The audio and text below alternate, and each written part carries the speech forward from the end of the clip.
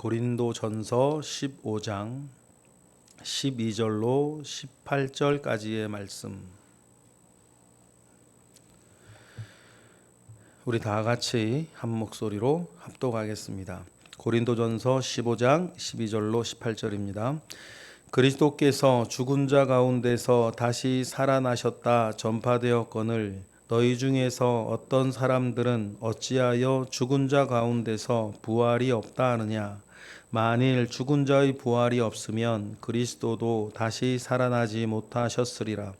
그리스도께서 만일 다시 살아나지 못하셨으면 우리가 전파하는 것도 헛것이요 너희 믿음도 헛것이며 또 우리가 하나님의 거짓 증인으로 발견되리니 우리가 하나님이 그리스도를 다시 살리셨다고 증언하였음이라.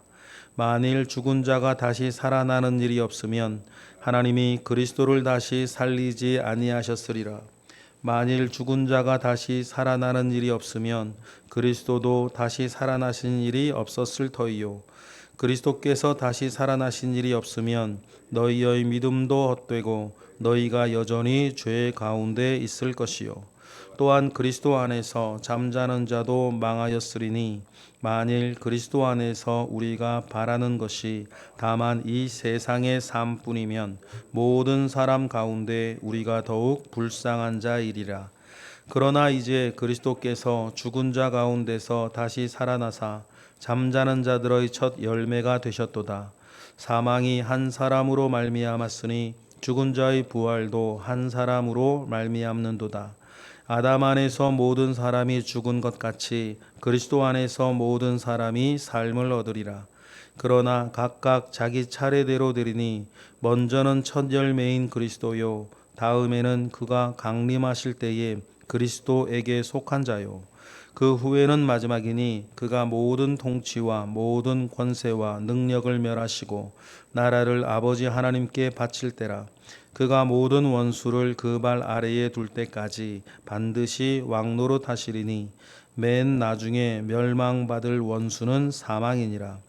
만물을 그의 발 아래 두셨다 하셨으니 만물을 아래에 둔다 말씀하실 때에 만물을 그의 아래에 두시니가 그 중에 들지 아니한 것이 분명하도다.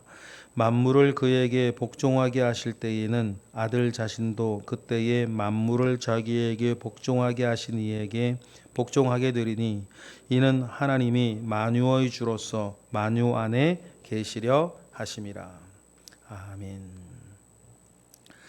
성경에서 부활에 대한 논증, 부활에 대한 가르침이 가장 길게, 가장 자세하게 나오는 장이 고린도전서 15장입니다.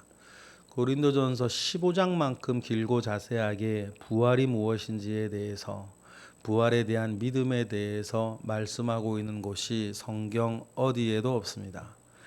그러니 여러분, 부활장이라 불리는 고린도전서 15장의 말씀을 우리가 읽고 묵상하면서 우리가 반드시 우리 가운데 있어야 되는 것, 질문하고 답해야 되는 것이 무엇입니까? 부활을 믿으십니까? 부활을 소망하십니까? 그 부활을 바라보며 여러분 사십니까? 이거예요. 부활을 믿으시는 줄 믿습니다. 그리고 부활을 소망하시는 줄 믿어요. 그리고 그것을 바라보면서 오늘 우리는 삽니다. 그렇다면 어떤 의미에서 지금 일어나는 모든 일들이 별거 아니라고 느껴지십니까? 여기까지예요. 그렇다고 해서 우리가 대충 산다는 게 아니에요. 그리스도인은 하나님께서 우리에게 주어진 삶을 누구보다도 열심히 살 것입니다. 그러나 어떤 의미에서 여러분 지금 내가 살고 있는 것, 지금 내 주변에 일어나는 좋은 일이나 힘든 일이나 별거 아닌 것처럼 느껴지시나요? 부활을 소망하고 부활을 믿으며 부활을 바라보며 사는 사람한테는 그 마음이 있는 거예요. 이 세상에 그렇게 좋아할 것도 없고 또 그렇게 낙심할 것도 없고 둘 다 교만의 모습 아닙니까? 그리고 둘 다 부활을 진정으로 믿고 소망하는 데에는 아직 순도가 모자르다는 뜻이기도 해요. 그러니 여러분 우리가 바라보는 마지막 소망 가운데에 믿음으로 승리하는 우리 모두가 되기를 주님의 이름으로 축복합니다. 그런데 고린도 교회에 부활이 없다 하는 사람이 있다 그래요. 부활이 없다라고 하는 사람은 어떻게 그런 생각을 할 수 있을까? 여러 가지로 생각할 수 있습니다. 안 믿어지는 거죠. 왜냐하면 보지 못했으니까. 지금도 죽은 사람이 어떻게 다시 살아나냐라고 아예 믿어지지 아니하는, 보지도 못했고 겪지도 못했으니 그래서 못 믿는다 할 수도 있겠고, 당시에 이제 철학사조에 의하면 영은 선하고 육은 악한데, 죽음이라는 것은 악한 육이 죽고 내 영혼이 자유로워지는 것인데, 당시 철학을 얘기하는 거예요.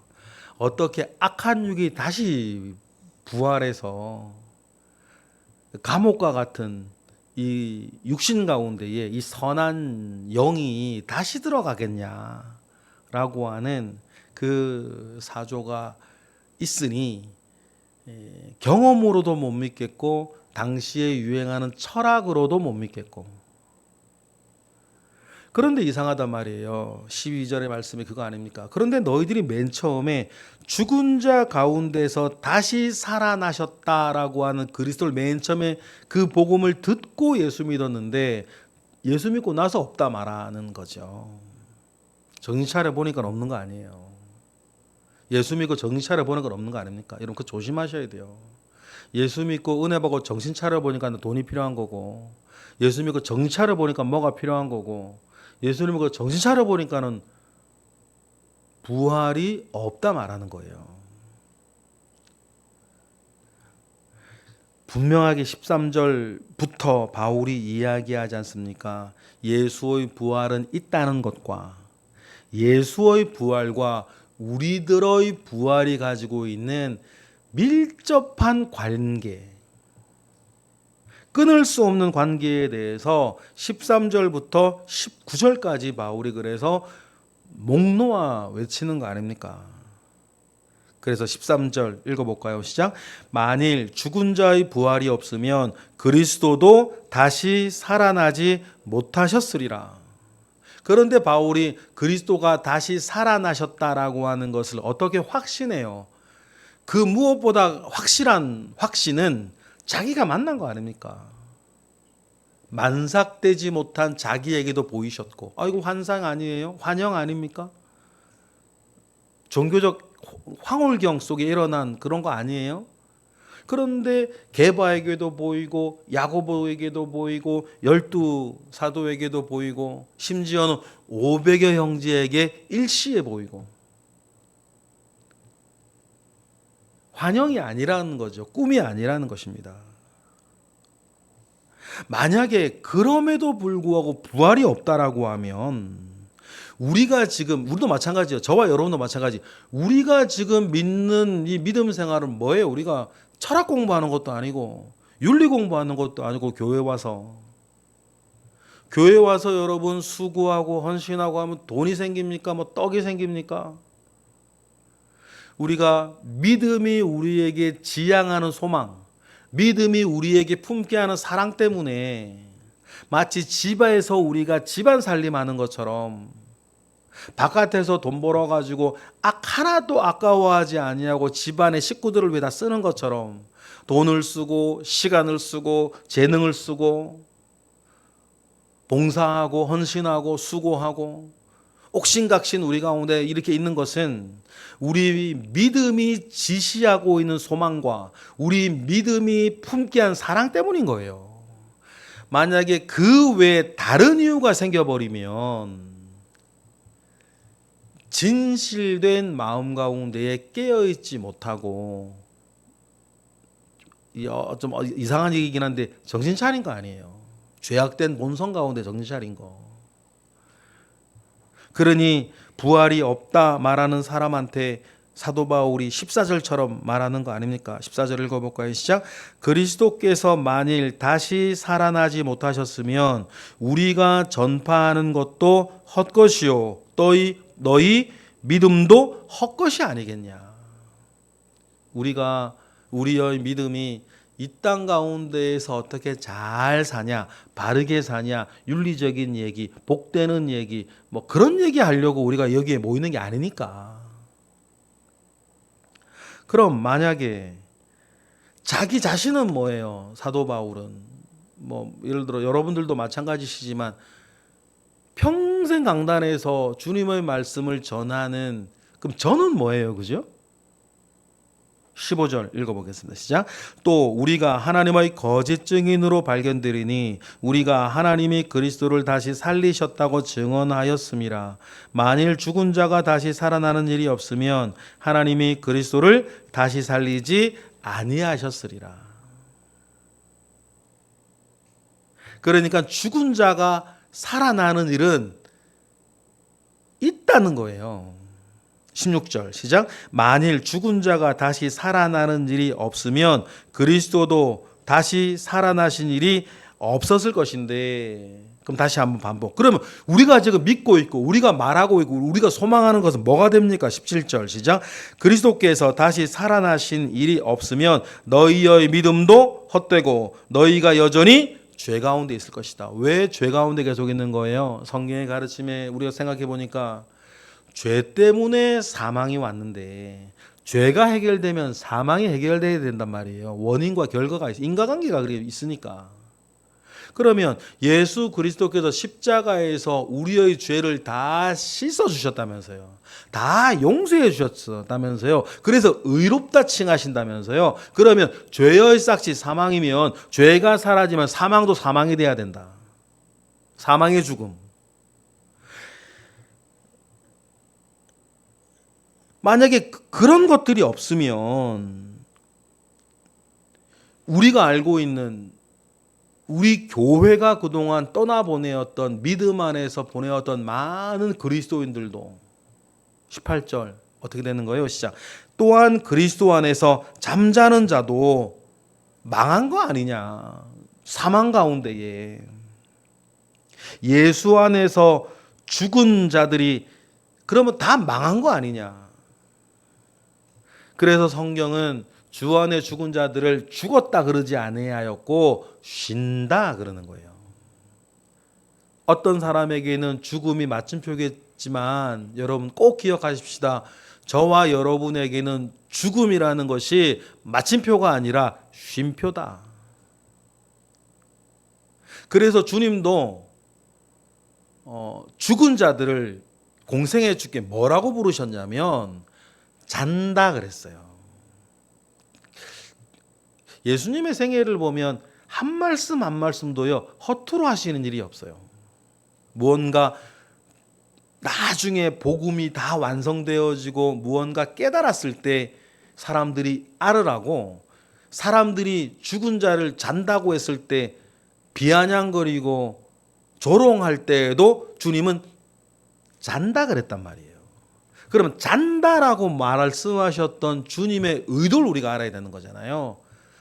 죽음은 끝, 뭐 사람들이 경험하여도 죽음은 끝인데 우리가 오늘도 경험한, 어젯밤에 자서 오늘도 경험한, 자면 뭐예요? 깨는 거잖아요. 우리에게 부활이 그런 거다.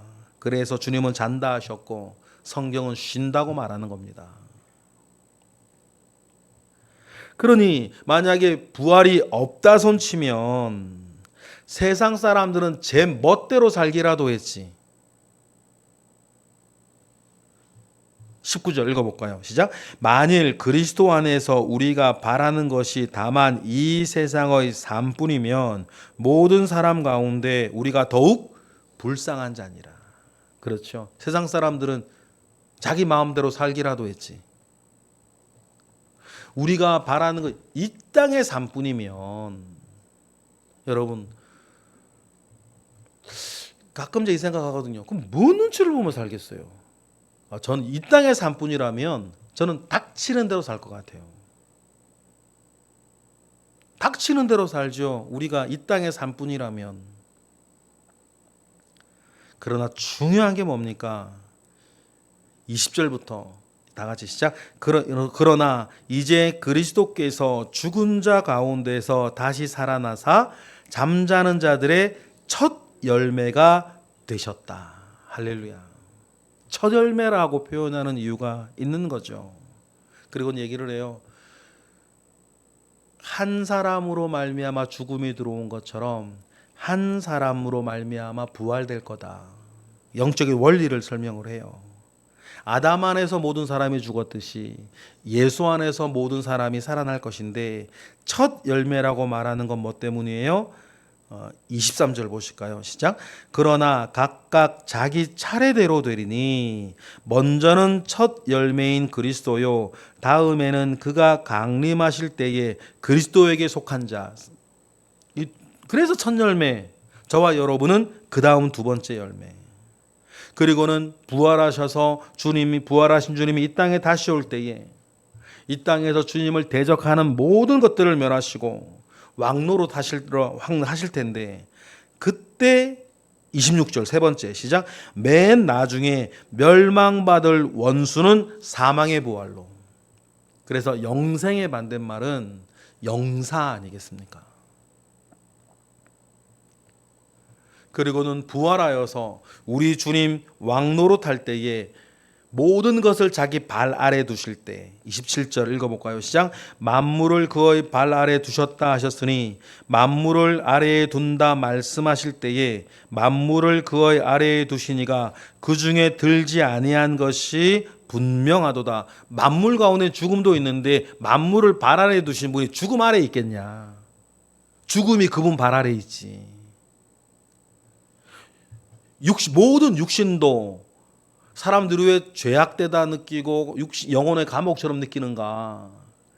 죄 아래 있기 때문인데 주님이 다시 오셔서 그 죽음과 육신과 사망까지도 주님 발 아래 두면 주님이 다 다스리신다는 뜻이에요. 하나님의 나라가 임하면, 하나님의 통치가 완벽하게 임하면 그 모든 것들이 주님 앞에 복종하게 될 것인데 그런 모든 것 가운데 주님이 계시고 진짜 창조의 모습대로 하나님 천지 창조의 모습대로 이 세상 모든 것 눈에 보이는 것이나 눈에 보이지 아니한 것이 다 주 안에서 완전히 회복될 거다. 28절 시작. 만물을 그에게 복종하게 하실 때에는 아들 자신도 그때에 만물을 자기에게 복종하게 하신 이에게 복종하게 되리니 이는 하나님이 만유의 주로서 만유 안에 계시려 하심이라. 그래서 천지 창조 때의 완벽한 세상이 다시 창조고 회복이 되어지고 주님이 그때 영원한 왕노로 타실 때에 주 안에서 죽은 자들이 다시 부활하여서 완벽한 그 하나님의 나라를 갈라디아서에 보니까 유업으로 우리가 다시 받을 거다. 왜 다시 받는다 그러니까 그 세상을 하나님께서 맨 처음에 아담과 하와에게 다스리라고 했거든요. 그런데 잃어버렸고 다시 회복될 것을 우리에게 소망으로 주십니다. 그러니 여러분 부활은 단순하게 내가 죽었다가 다시 몸으로 부활한다는 것에 그치지 않고 그것이 의미하는 것은 이 땅에 하나님의 나라가 완전히 임하였을 때 우리는 맨 첫 사람들처럼 이 세상을 온전하게 유업으로 다시 받아 이 가운데에서 다시 왕노릇하며 살게 될 것이다 라고 하는 것, 이 그 나라를 유업으로 물려받을 것이라고 하는 사실을 우리가 기억을 하고 여러분 맨 처음 말씀드렸던 것처럼 이 부활을 믿고 이 부활을 소망하며 때때론 이 세상의 모든 일을 좀 만만하게 보시면서 별것 아닌 것처럼 보시면서 여러분 부활을 꿈꾸며 살아가시는 저와 여러분 되시기를 주님의 이름으로 축복합니다. 기도하겠습니다. 할렐루야. 하나님 감사와 영광을 올려드립니다. 크신 은혜 가운데에 우리에게 소망을 주셨습니다. 아무것도 아닌 우리를 이러한 놀라운 소망 가운데 이끄시고 확증하여 주셨으니 주님의 은혜에 감사하고 부활을 믿고 부활을 소망하며 사는 사람으로서 하는 믿음 가운데 승리하게 하시고 하나님 아버지 앞에서 늘 확증된 꿈을 가슴에 품고 오늘을 견디며 오늘을 이기며 살아가는 우리 모든 기도자들 되게 하시옵소서. 이 시간 드려지는 일천번제 예물 가운데 함께 하시고 오늘도 새벽을 깨워 기도하는 이들에게 하나님 은혜 베풀어 주시옵소서. 예수 그리스도의 이름으로 기도드렸나이다. 아멘.